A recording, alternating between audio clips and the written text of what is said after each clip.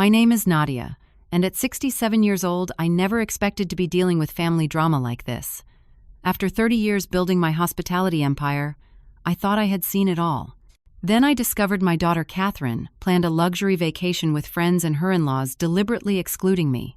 The kicker: they booked my 5-star resort without knowing I owned it. Tell me where you are watching from. Hit that like and subscribe button, and stick around to see what happened when security asked them to leave at my request.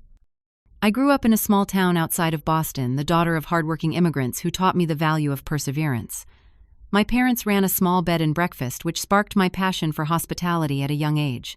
I started as a front desk clerk at 19, working my way up through every position imaginable. By 30, I was managing my first hotel. By 40, I owned 3 properties. Today, my portfolio includes 12 luxury resorts across the country, with Sunset Cove Resort being the crown jewel. But success came with sacrifices. My husband Thomas died of a heart attack when our daughter Katherine was just 10 years old, leaving me to raise her alone while building my business. I worked long hours, often taking calls during her soccer games and missing the occasional school event. Still, I made sure Katherine had everything she needed and more. Private school education, dance lessons, summer camps, college, at an Ivy League university. I wanted her to have opportunities I never had. In those early years after Thomas died, Katherine and I were inseparable. We had Friday movie nights with popcorn and ice cream. We took weekend trips to the beach. I taught her to bake my mother's recipes, and she helped me practice presentations for investors. She was my little shadow, following me around the house with her notepad, pretending to be a hotel manager in training. The shift happened gradually during her teenage years. At first, I thought it was normal adolescent rebellion. She started complaining about my work schedule, rolling her eyes when my phone rang during dinner. She became embarrassed when I showed up at school functions in my business attire once, asking why I couldn't dress like the other moms in casual clothes. By the time Katherine entered high school, the distance between us was growing. She spent more time at her friends' houses than at home. When I tried to connect, asking about her day or her friends, she gave one-word answers before retreating to her room. I hired a housekeeper to make sure there was always someone home when she arrived from school, and I made efforts to attend every important event, but it never seemed enough. College widened the gap further. Katherine chose a university 3,000 miles away, visiting only on major holidays. When she did come home, she spent most of her time texting friends or making plans to meet up with high school acquaintances. Our conversations became superficial, focused on weather and classes rather than anything meaningful. After graduation, Katherine moved to Chicago for a marketing job. She visited twice a year at most, and our phone calls became less frequent. I sent care packages, offered to visit, suggested mother-daughter trips, but she always had an excuse. Too busy with work, saving vacation days for trips with friends, bad timing. I tried not to take it personally. She was building her own life, and I was proud of her independence. But when she met Logan Whitfield at 27, things changed again. Logan came from old money, his family owning a chain of luxury department stores. Katherine was immediately swept into their world of country clubs and charity galas. Within 6 months, they were engaged. I offered to help plan the wedding, but Katherine hired a planner instead. I suggested hosting the rehearsal dinner at one of my hotels, but she chose Logan's family estate. During the wedding weekend, I was seated far from the main table while Logan's parents took center stage. Katherine barely spoke to me at her own wedding. What hurt most was how Katherine kept me separate from the rest of her life. She never brought Logan to visit my home. When I sent holiday gifts, she rarely acknowledged receiving them. She declined my invitations to vacation at my properties, saying she and Logan preferred boutique hotels in Europe. Through it all, I never flaunted my success or wealth. My parents had raised me to be humble about financial achievements. I lived comfortably but modestly in the same house where Katherine grew up. I drove a sensible luxury car, not a flashy sports model. My greatest indulgence was travel, usually connected to property scouting or business meetings. Katherine knew I owned hotels, but I never discussed the details of my business with her since she showed no interest. She assumed I had a small regional chain successful enough to provide a good living, but nothing extraordinary. I never corrected this impression, partly because it seemed unimportant, and partly because I wanted her to value me as her mother, not as a wealthy businesswoman. For years, I made excuses for Katherine's behavior. She was busy building her career. Her in-laws demanded a lot of her time. She had her own life to live. But the pattern of exclusion became harder to ignore. I wasn't invited to her 30th birthday celebration, learning about it only through social media photos. When she and Logan bought their first home, I wasn't invited to the housewarming. Last Christmas, she informed me they would be spending the holiday with Logan's family in Aspen, suggesting we could celebrate in January instead. We never did. Each rejection stung, but I kept reaching out, sending birthday gifts, calling on Sundays, trying to maintain whatever connection we had left. I wanted to believe that eventually she would come around, that someday she would recognize how much I loved her and how much I had sacrificed to give her the life she now enjoyed. I never imagined that the breaking point would come in the form of a vacation booking at my own resort, but sometimes life presents opportunities for truth in the most unexpected ways. I discovered Katherine's vacation plans entirely by accident. One Tuesday evening in April, I was scrolling through Instagram while eating dinner alone at my kitchen counter. A photo appeared from Jenna, one of Katherine's college friends. The image showed a group chat planning what they called the ultimate beach getaway. Katherine's name was clearly visible among the participants. My curiosity piqued. I clicked on Jenna's profile and saw more posts about the upcoming trip. Excited captions about luxury spa treatments, oceanfront views, and 5-star dining. Tags linking to Katherine, Logan, and several other friends. References to Logan's parents joining for part of the stay. Initially, I felt a familiar twinge of hurt at being excluded from another event in my daughter's life. But that feeling quickly transformed into shock when I saw the location tag on one of the posts, Sunset Cove Resort, California. I nearly choked on my salad. Sunset Cove wasn't just any luxury resort, it was my resort, my flagship property, the crown jewel of my hospitality group. I purchased the struggling oceanfront property 15 years ago, when the previous owners faced bankruptcy during the recession. I poured millions into renovations, transforming it from a dated beachside hotel into one of the most exclusive 5-star resorts on the California coast. Travel magazines regularly featured it on their best of lists. Celebrities requested our most luxurious suites. Weddings were booked 2 years in advance. What made the situation even more surprising was the timing. Their trip was scheduled for the second week of June, which happened to include my birthday. Katherine had made no mention of plans for that weekend when we last spoke.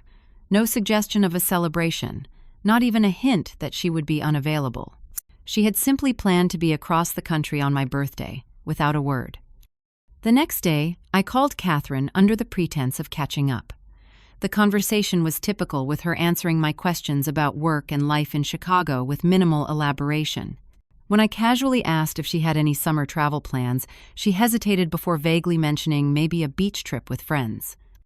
"That sounds nice," I said, keeping my voice neutral. "Where are you thinking of going?" "Oh, just a place in California," she replied dismissively.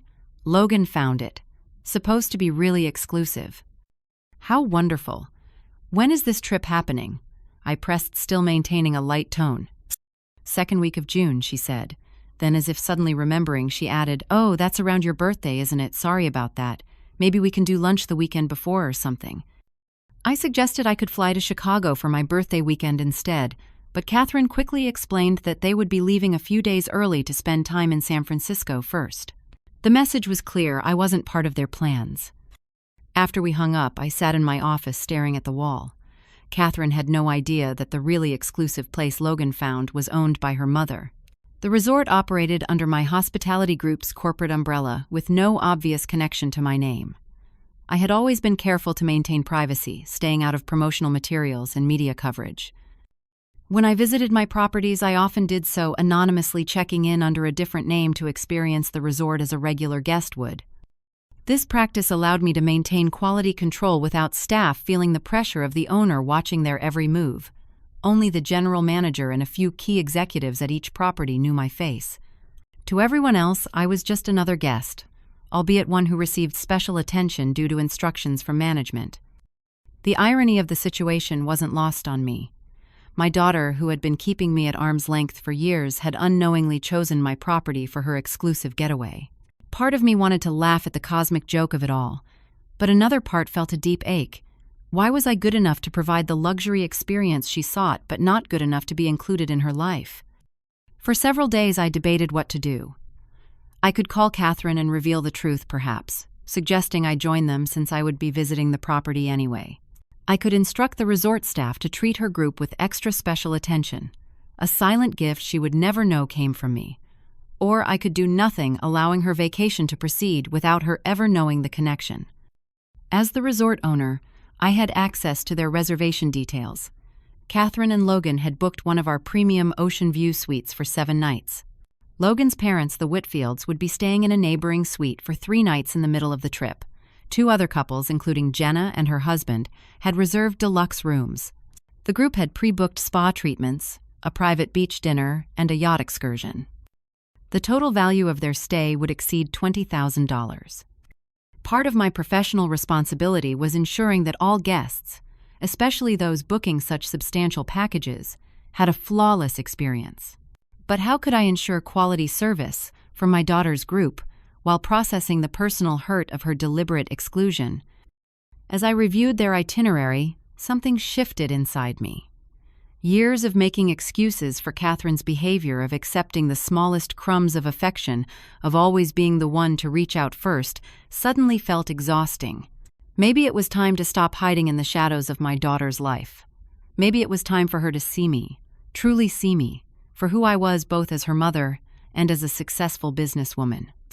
I made my decision.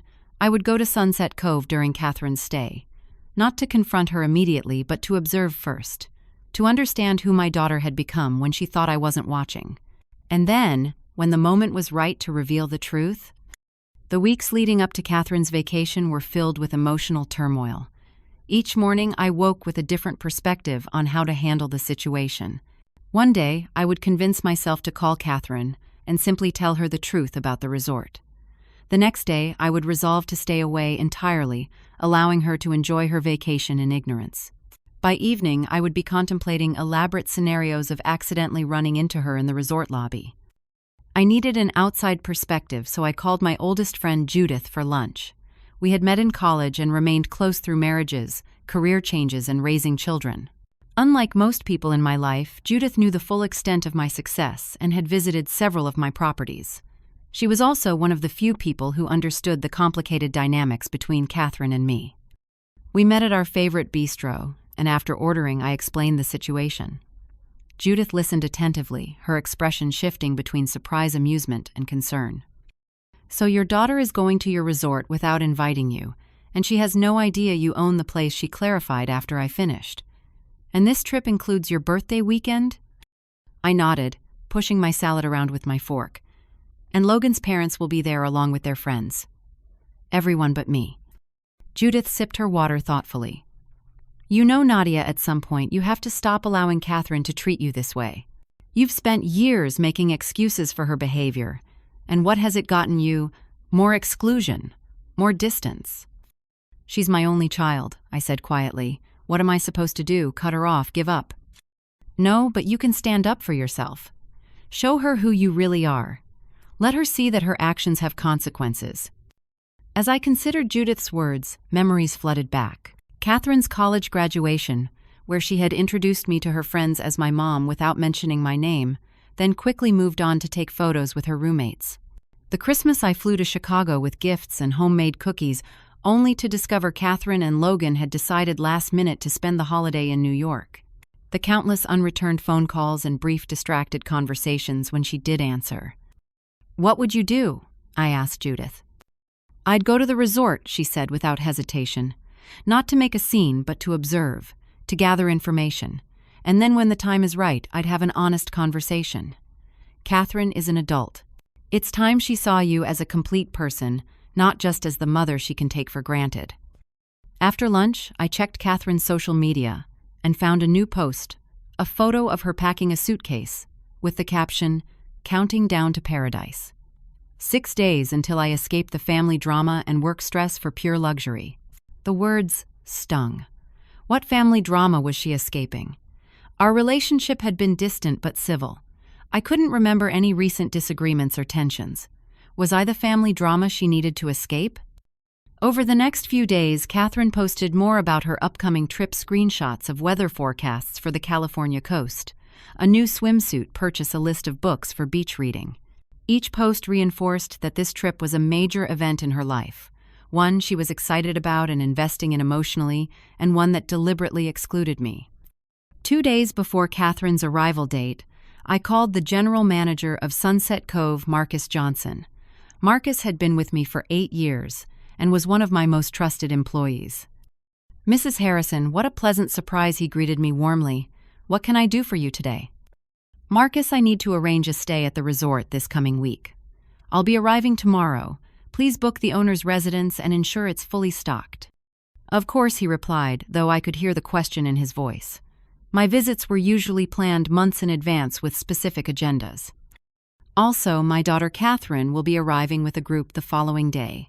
She's booked under her married name Whitfield. She doesn't know I'll be there, and for now I'd like to keep it that way. A pause.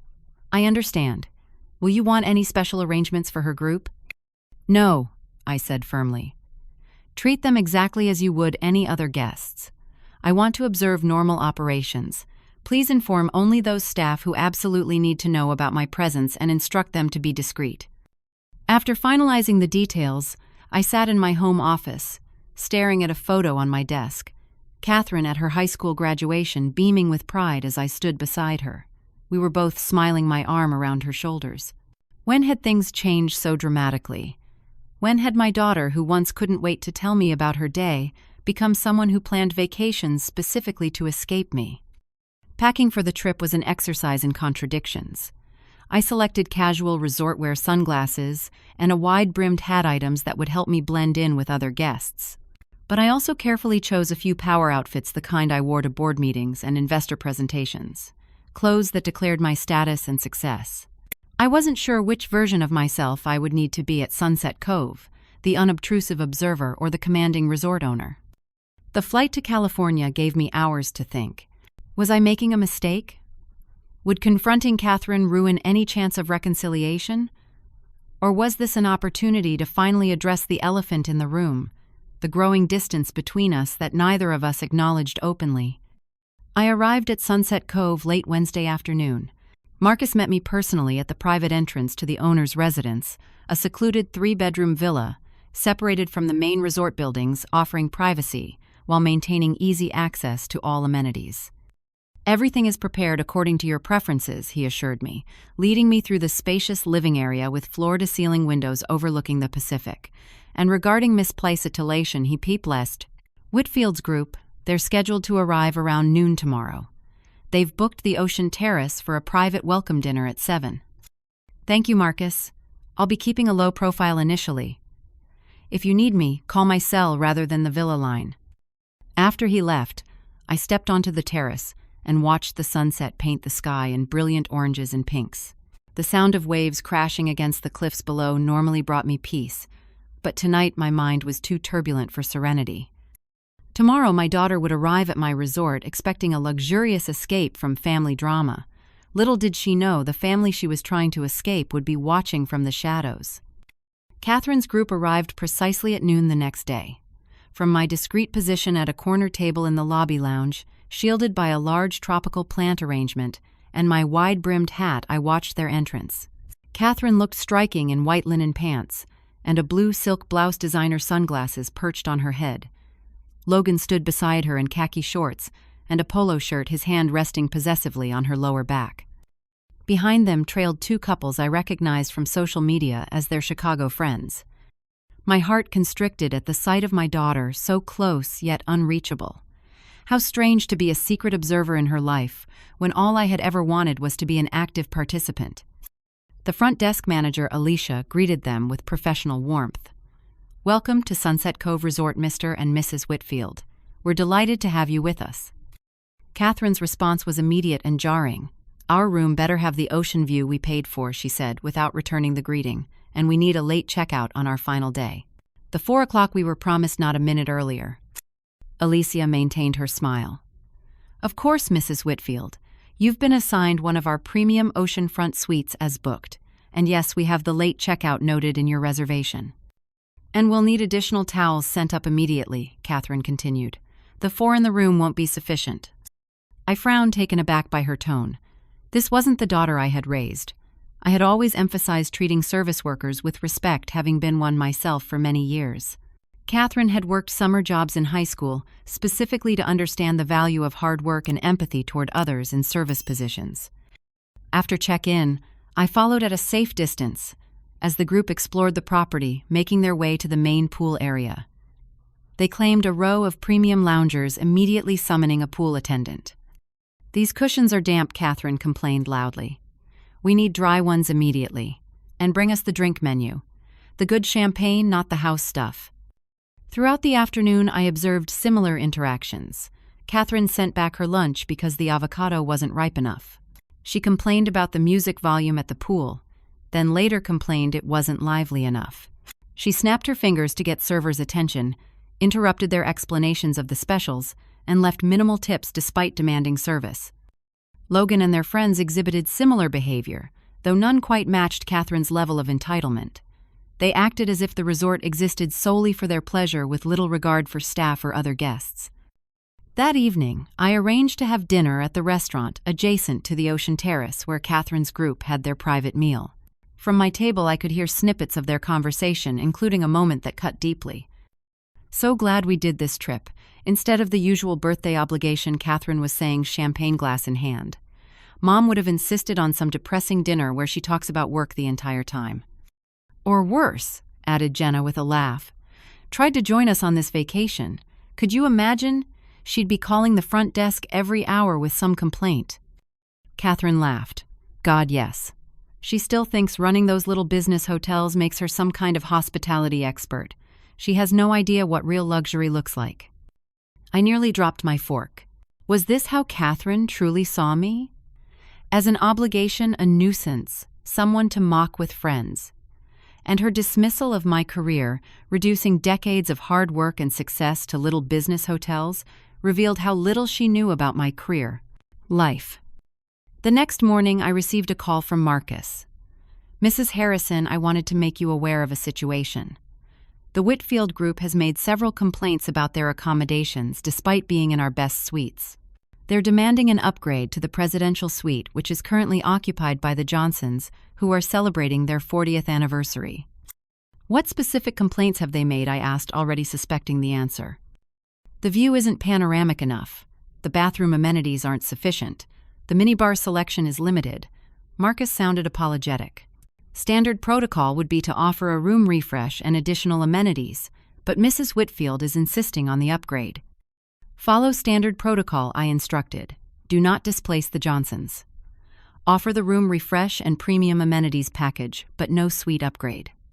Throughout the day, I continued my covert observation. From behind my sunglasses at the spa relaxation room, I watched Katherine berate a young massage therapist for not applying enough pressure, then demand a free facial as compensation. At the beach, she complained that their reserved cabana wasn't close enough to the water, insisting that staff relocate another family who had been there since morning. By late afternoon, resort staff were visibly tense whenever Katherine's group approached.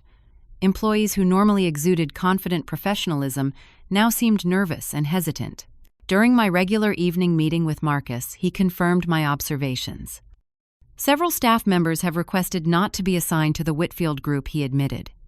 Melissa, one of our newer spa attendants, was in tears after her interaction with Mrs. Whitfield. "What happened?"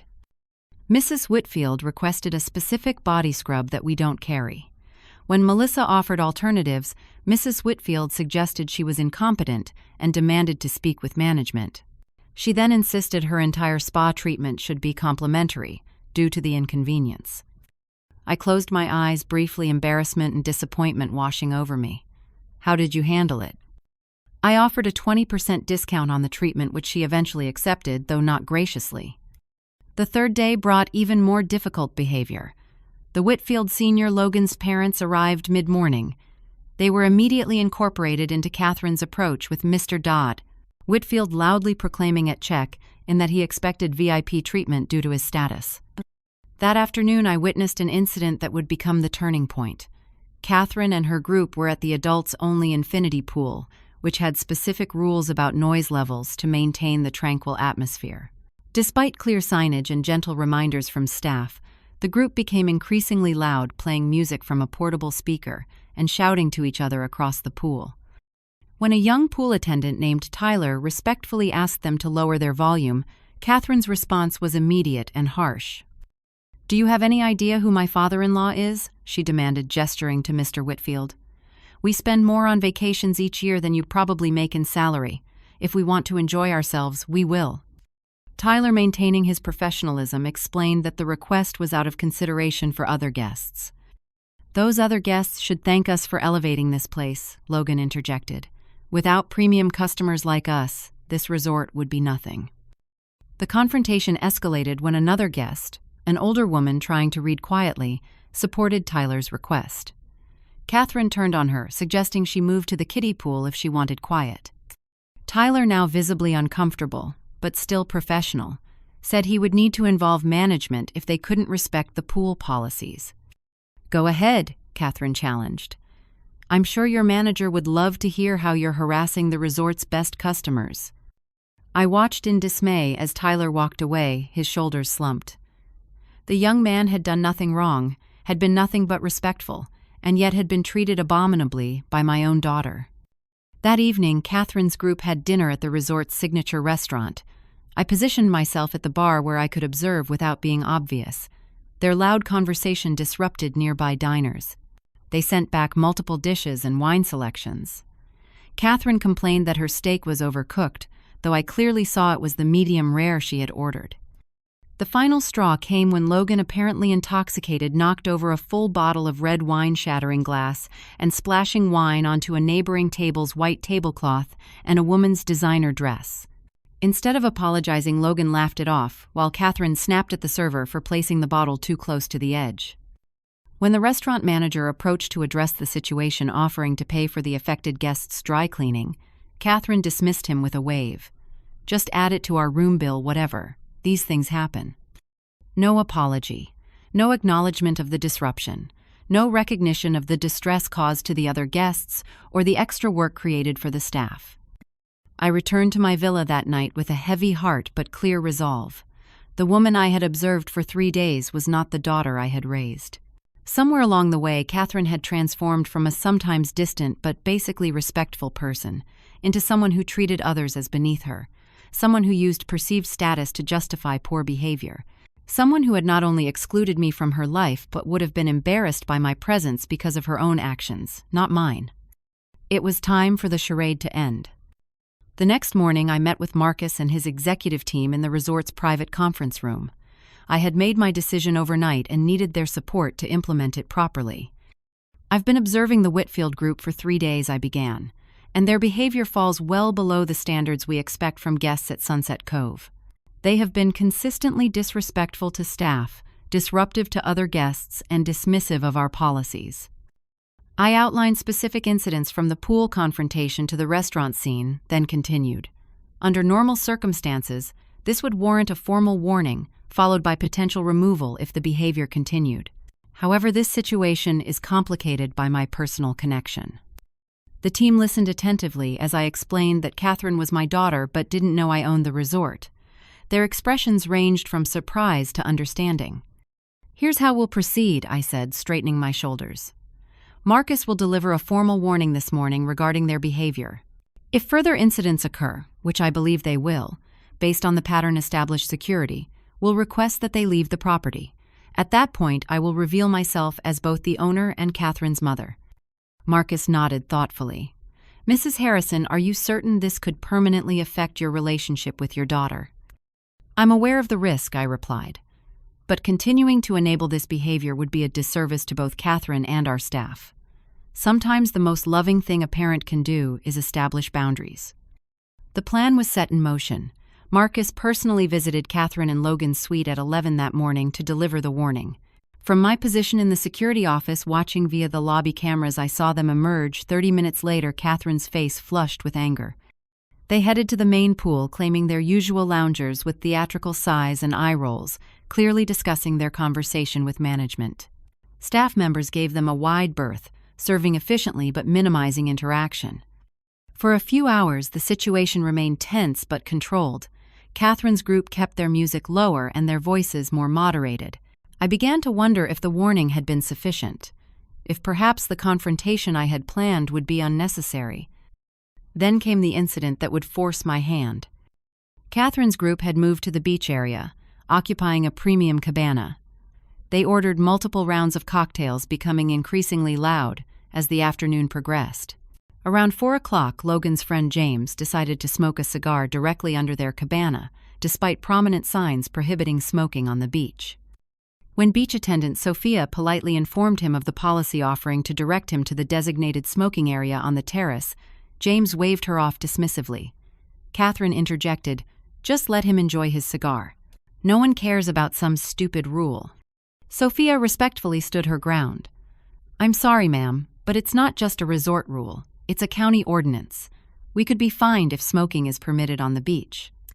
"Do you know how much we're paying to stay here?" Katherine demanded. "For what we're spending, my friend should be able to smoke wherever he wants."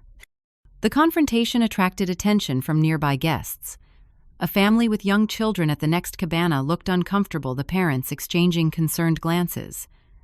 When Sophia again explained the policy, Katherine stood up, stepping close to the young woman. "Get your manager. Now. I'm tired of dealing with staff who don't understand how to treat important guests." Marcus arrived quickly, having been alerted by Sophia via radio. He calmly reiterated the smoking policy, offering the compromise of the nearby terrace location. Katherine was having none of it. "This entire stay has been one disappointment after another. Mediocre service staff with attitude problems, and now you're harassing us over a simple cigar. I want to speak to the owner." "Not the manager, the actual owner of this overrated resort." I watched the scene unfold from my discreet position at the beach bar. The moment had arrived sooner than I expected. I nodded to Marcus, our prearranged signal. He spoke quietly into his radio, and within minutes, 2 security officers approached the cabana. "Mr. and Mrs. Whitfield," the lead officer said professionally, "I'm Robert from Resort Security. I understand there's been an issue regarding our smoking policy, which follows several other incidents during your stay. The resort owner has requested that your group check out immediately."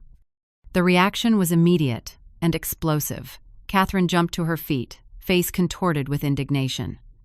"Excuse me, the owner wants us to leave. Based on what? Who even is the owner? I demand to speak with them right now." Logan, his face flushed from sun and alcohol, joined in. "Do you have any idea who we are? My family spends hundreds of thousands at luxury resorts every year. You can't treat us this way."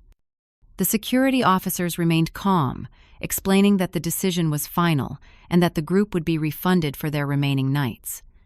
A car would be arranged to take them to another hotel in the area. By now, a small crowd had gathered at a respectful distance, witnessing the confrontation. Katherine's voice grew louder, her gestures more dramatic. "This is absolutely ridiculous. Get the owner here now.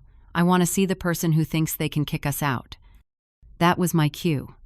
I stood up from my seat at the bar, removed my sunglasses, and walked slowly toward the cabana.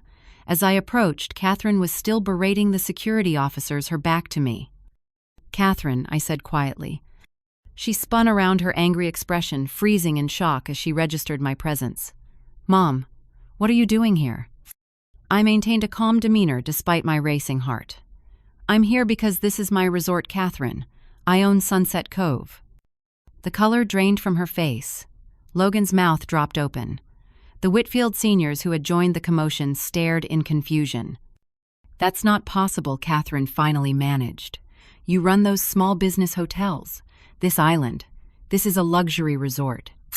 "This is one of 12 luxury properties in my hospitality group," I explained, my voice steady.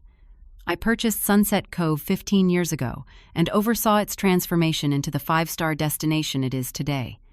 Katherine looked around wildly, as if searching for evidence that this was some elaborate prank, but "You never said anything. You let me book this place without telling me." "You never told me you were coming here," I countered.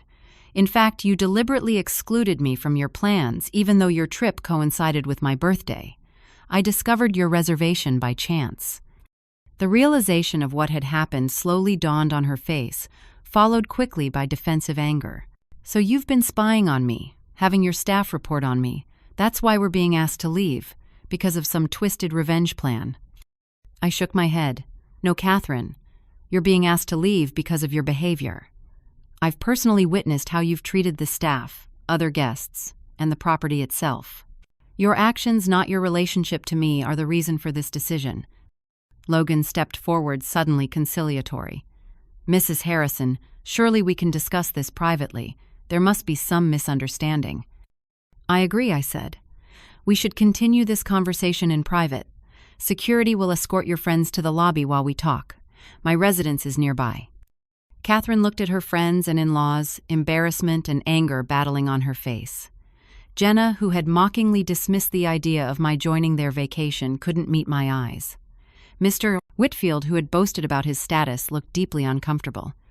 As Katherine, Logan, and the Whitfield seniors followed me toward my villa, I could feel the weight of decades of misunderstandings and unspoken truths between us.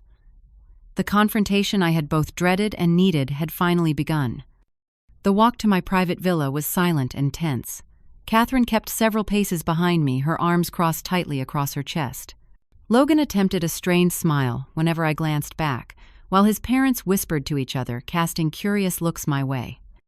When we reached the villa, I led them through the spacious living area to the terrace overlooking the ocean. Floor-to-ceiling windows showcased a panoramic view that surpassed even the premium suites. A staff member had prepared a tray of refreshments anticipating our arrival. "Please sit down," I said, gesturing to the comfortable seating arrangement. Katherine remained standing. "I can't believe you did this," she said, her voice trembling with anger. "You set me up to humiliate me in front of everyone." "That was never my intention," I replied calmly. "I came here to observe, not to embarrass you. What I witnessed was my daughter behaving in ways that contradicted everything I thought I had taught her." "So, this is a lecture. I'm 34 years old, Mom. I don't need you monitoring my behavior." I took a deep breath. "This isn't about monitoring you. It's about the fact that you deliberately excluded me from your life, planned a vacation during my birthday without even mentioning it, and then treated my staff with complete disrespect." "Your staff?" Katherine laughed bitterly. "I still can't believe you own this place. Why would you keep that a secret from me? What else don't I know about you?" Katherine Logan interjected, placing a hand on her arm. "Maybe we should listen. Your mother obviously has a successful business we weren't aware of." Mr. Whitfield cleared his throat. "I'm afraid I'm a bit confused, Mrs. Harrison. Katherine has mentioned you own some small hotels, but nothing like." He gestured around at the luxury surroundings. "I started small," I acknowledged. "But over the past 20 years, my company has acquired and developed luxury properties across the country. Sunset Cove is our flagship resort, but we have 11 others, including the Riverside Grand in Chicago." "The Riverside," Mrs. Whitfield exclaimed. "But that's where we held our charity gala last year." Katherine's expression shifted from anger to confusion. "Why didn't you ever tell me? You let me believe you had some modest success with mid-range hotels. All those times I talked about luxury resorts, you never once mentioned you owned them." "Would it have made a difference?" I asked quietly. "Would knowing about my success have changed how you treated me? How you kept me at arm's length for years?" "That's not fair," Katherine protested. "I've been building my own life. Just because I don't call every day or include you in every vacation doesn't mean I'm keeping you at arm's length." "Katherine," I said gently, "you excluded me from your housewarming.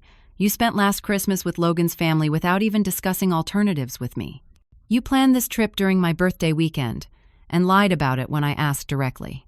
These aren't the actions of someone who's simply building their own life. These are the actions of someone who is deliberately pushing me away." Katherine's defensive posture faltered slightly.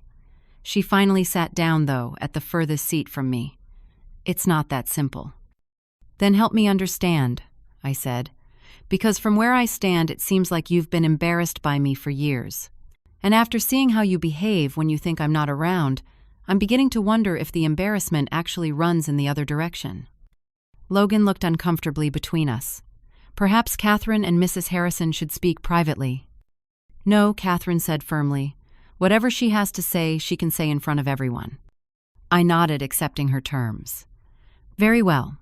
Katherine, I've spent years making excuses for your behavior toward me. I told myself you were busy, that you needed space, that eventually things would improve. But what I've observed here shows me a side of you I never knew existed.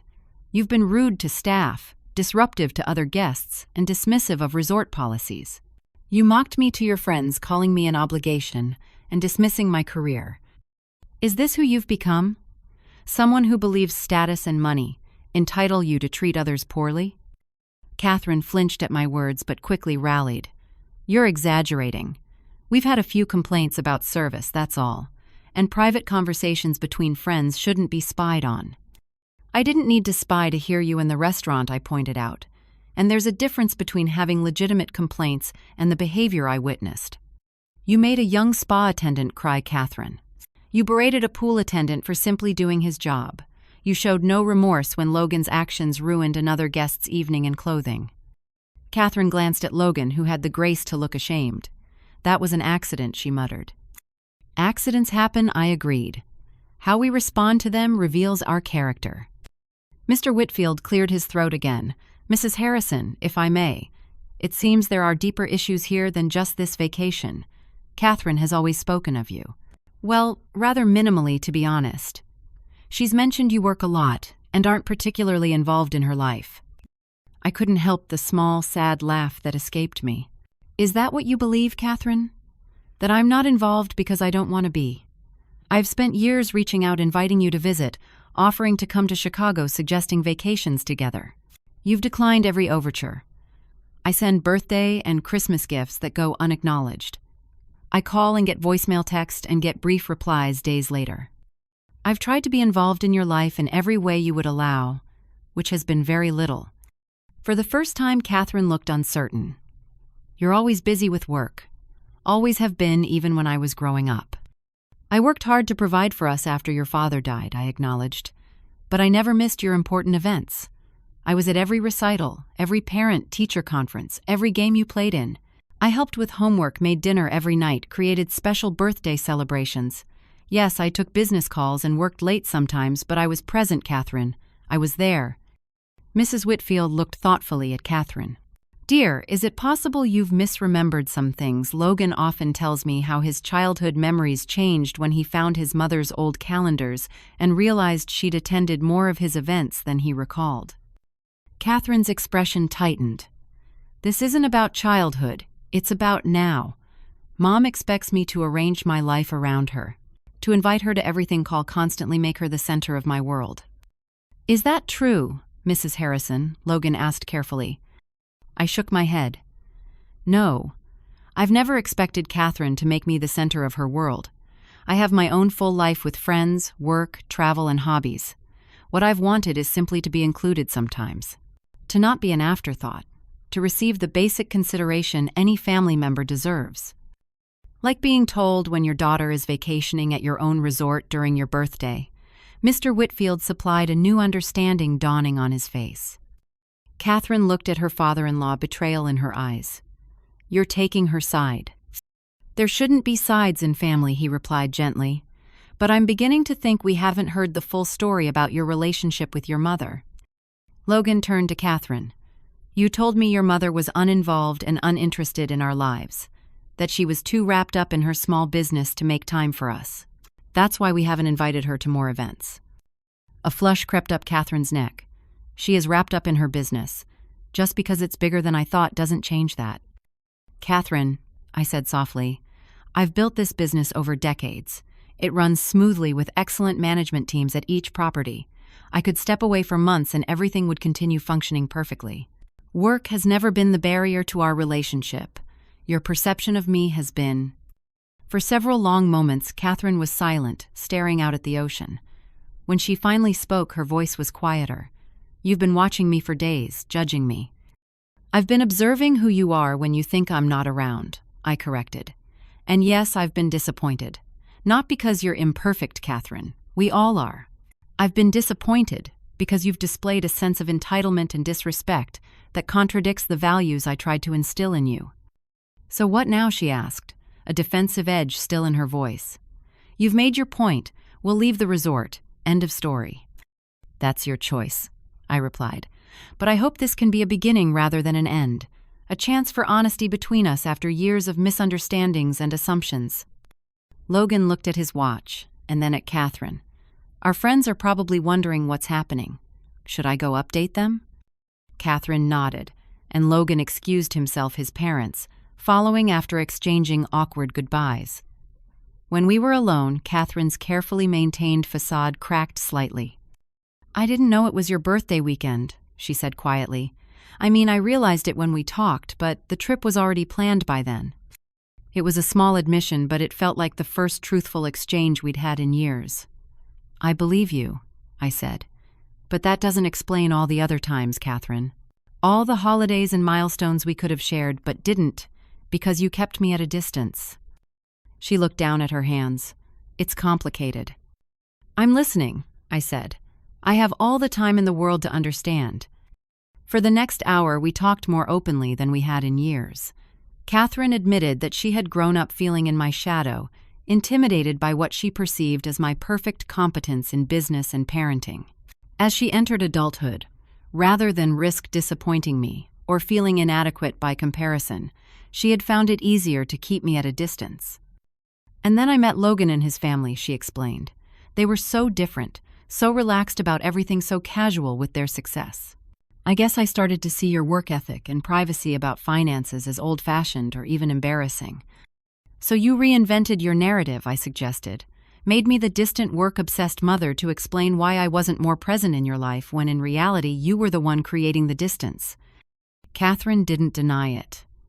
"I didn't realize how far it had gone until today. Seeing you here learning about your success, I've been telling myself a story that wasn't true. And your behavior toward the staff. The entitlement. Where did that come from?" I pressed gently. She had the grace to look genuinely ashamed. "I don't know. It just happened gradually. Logan's parents treat service staff that way. Our friends in Chicago do too. It became normal. But it's not who you are, Katherine. Not the daughter I raised." She was quiet for a long moment. "Maybe I don't know who I am anymore." It wasn't a full reconciliation. There were too many years of distance and too many hurt feelings on both sides for that. But it was a start, a crack in the wall between us. "You have a choice now," I told her. "You and Logan can check out as requested, or you can stay, but with new expectations about behavior. You'd still let us stay.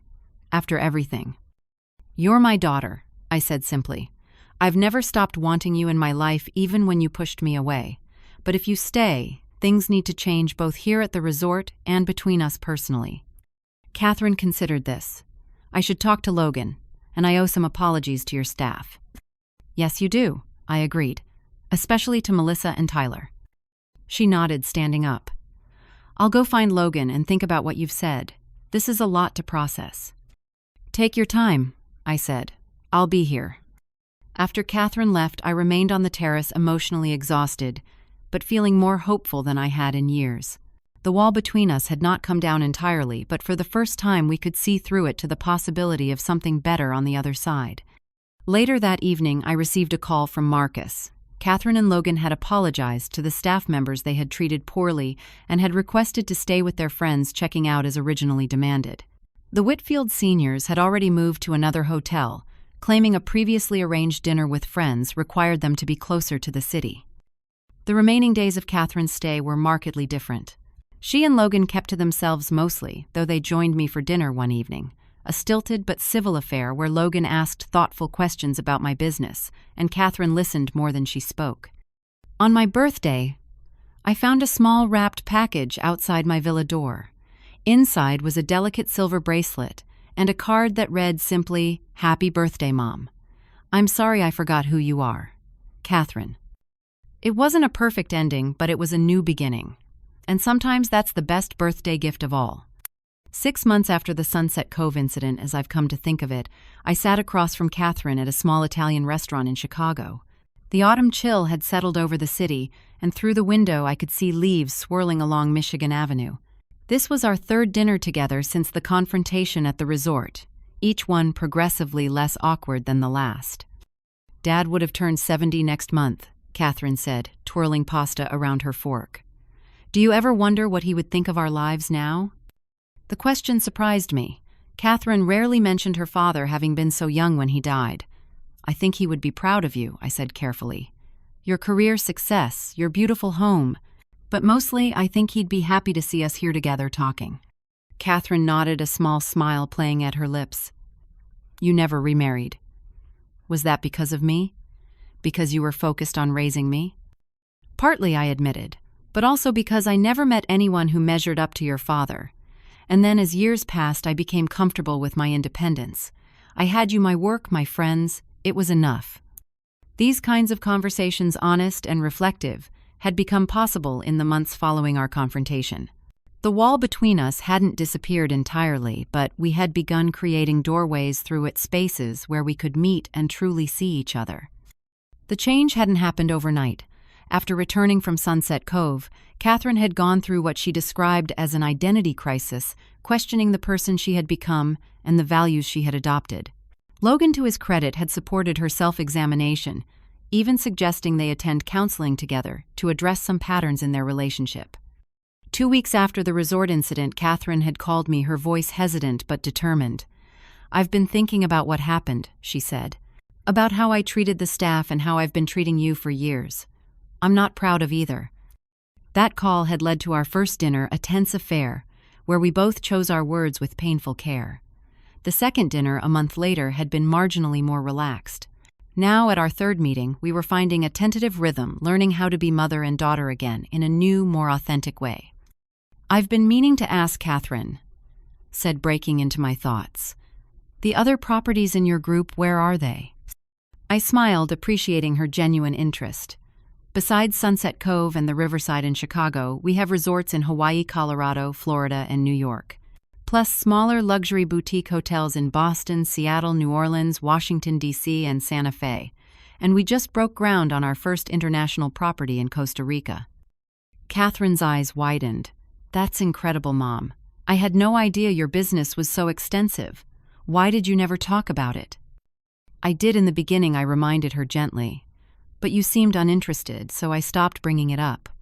My parents raised me not to flaunt success or wealth, so keeping my achievements private came naturally. Perhaps too naturally." "I wish I had known," she said, a note of regret in her voice. "I built this image of you in my mind that wasn't accurate. I told myself stories about your life and our relationship that weren't true." "We both did," I acknowledged. "I told myself you were just busy, just needed space, when in reality, there were deeper issues we weren't addressing." Our waiter arrived with dessert, momentarily pausing our conversation. When he left, Katherine continued, "Logan and I have been talking. About family, about values. He's been questioning some of his parents' attitudes too, especially after what happened at Sunset Cove." "That's good to hear," I said, genuinely pleased. Logan had shown himself to be more thoughtful than I had initially given him credit for. He suggested we start doing regular family dinners. "With you," Katherine added. "Maybe once a month to start." The invitation warmed me more than I could express. I'd like that very much.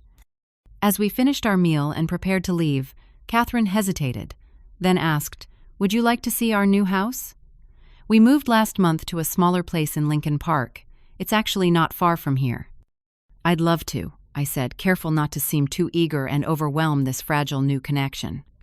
Katherine's new home was indeed smaller than the sprawling suburban mansion she and Logan had previously owned. It was a brownstone with character and warmth, tastefully furnished, but without the ostentatious touches that had dominated their former residence. "We're downsizing," Katherine explained as she showed me around. "Reconsidering what's important. That massive house never really felt like home anyway." In the living room, I was surprised to see several framed photos that included me images I hadn't known existed. Katherine as a child sitting on my lap at the beach, the two of us at her college graduation. A candid shot from years ago, both of us laughing in the kitchen. "Logan found these when we were packing," Katherine said, following my gaze. "I'd forgotten about some of them." "They're lovely," I said softly, touching the frame of the beach photo. "You were about 6 there. We were building a sandcastle village, if I remember correctly." "You do," Katherine confirmed with a smile. "You always remember those details." We settled in the living room with tea, continuing our conversation from dinner. Katherine shared more about her job, her friends, her marriage, little details of her life that had been hidden from me for years. I told her about upcoming projects for the resort group, my travel plans, the book club I had recently joined. Ordinary conversation between mother and daughter, the kind most people would take for granted. For us, it felt like a precious gift. Before I left to return to my hotel, Katherine brought up something unexpected. I've been thinking about taking some time off work. Maybe doing something different. Oh, what kind of change are you considering? I asked. She looked slightly embarrassed. Actually, I've been wondering about hospitality management. Not necessarily high-end resorts like yours, but something in the industry. I grew up hearing you talk about it, and despite pretending not to care, I always found it interesting. I was careful to hide my surprise and delight. There are excellent management programs if you wanted to study formally, or you could start with some practical experience. That's what I was thinking, she said, then added hesitantly. Would it be completely inappropriate to ask if I could shadow someone at one of your properties? Not Sunset Cove, obviously, but maybe one of the others. Just to see if it's something I might enjoy. The request touched me deeply. I think that could be arranged, I said, keeping my tone casual despite the emotion rising in my chest. The general manager at our Boston property is an excellent mentor. I could speak with her if you're serious about exploring this.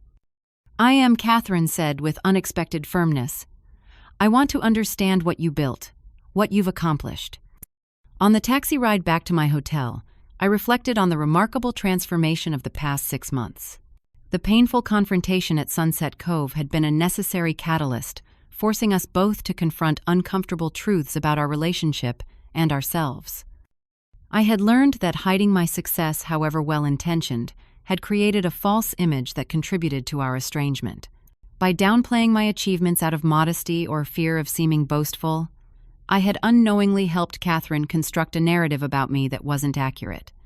My silence had allowed misconceptions to flourish. Katherine, for her part, had been forced to recognize how she had changed, adopting behaviors and attitudes that contradicted her true character. The entitlement and rudeness she had displayed at the resort had shocked her as much as me once she saw it clearly through my eyes. Our healing process was ongoing, requiring effort from both sides. I was learning to be more open about my life and success, to share my thoughts and feelings more readily. Katherine was learning to question the values she had absorbed from her social circle and to reconnect with the principles I had taught her in childhood. The most important lesson for both of us was the power of honest communication. Years of assumptions, avoidance, and half-truths had nearly destroyed our relationship. Only by speaking difficult truths with compassion could we begin to rebuild. 3 months later, Katherine spent a week shadowing the manager at my Boston property. She called me every evening, excited to share what she had learned and observed. By the end of the week, she had decided to enroll in a hospitality management course with the long-term goal of perhaps joining my company in some capacity. Not because of nepotism, she insisted during one call. I want to earn my place, prove myself on my own merits. I wouldn't have it any other way, I assured her, proud of her determination and integrity. For Katherine's 35th birthday, Logan arranged a surprise party, and in an unprecedented move called me to help plan it and ensure I would be there.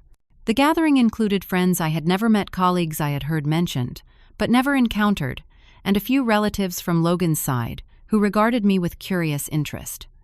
During the party, I overheard a conversation between Katherine and one of her friends, the same Jenna who had been at Sunset Cove. "Your mom is amazing," Jenna was saying. "I can't believe you never told us about her business. Those resorts are incredible." "I didn't really know myself until recently," Katherine admitted. "We had some communication issues for a while." Jenna looked embarrassed. "About that day at Sunset Cove, I'm really sorry for what I said about your mom. That was awful of me." "It was awful of me to let you say it," Katherine replied, "to encourage that kind of talk. I'm not proud of who I was that week." Their conversation continued, but I moved away, giving them privacy, while feeling a surge of pride at Katherine's self-awareness and accountability. The following summer, almost exactly a year after the confrontation, we planned a proper family vacation. Katherine and Logan joined me for a week at the newly opened Costa Rica property. We hiked in the rainforest, took cooking classes together, and spent evenings on the terrace, sharing stories and building new memories. One night, as we watched the sunset over the Pacific, Katherine turned to me. "Thank you for not giving up on me, Mom, for calling me out when I needed it but still leaving the door open." "You're my daughter," I said simply. That never changed, even when everything else did. The journey from estrangement to reconciliation had been neither quick nor easy. There had been difficult conversations, painful realizations, and moments of doubt on both sides. The relationship we were building now was different from what we had before, perhaps stronger for having been broken and deliberately repaired. I had learned that true parental love sometimes means setting boundaries, speaking uncomfortable truths, and allowing your child to experience the consequences of their actions. Katherine had learned that the stories we tell ourselves about others, especially family, can become distorted over time if not checked against reality. Together, we had discovered that it's never too late to start again, to see each other clearly, and to choose a better path forward. Family relationships aren't fixed or static. They're living connections that require nurturing honesty and continuous growth. As I look back on that confrontation at Sunset Cove, I no longer see it as simply a painful moment, but as a necessary awakening for both of us. Sometimes the most important journeys we take aren't to exotic resorts or distant locations, but to a place of truth and understanding with the people we love most. What difficult conversation have you been avoiding with someone you care about? Sometimes the hardest words to say are exactly what need to be heard. Share your thoughts in the comments below. And if this story resonated with you, please like, subscribe, and share with someone who might need to hear it. Thank you for joining me on this journey, and remember, it's never too late to rebuild what matters most.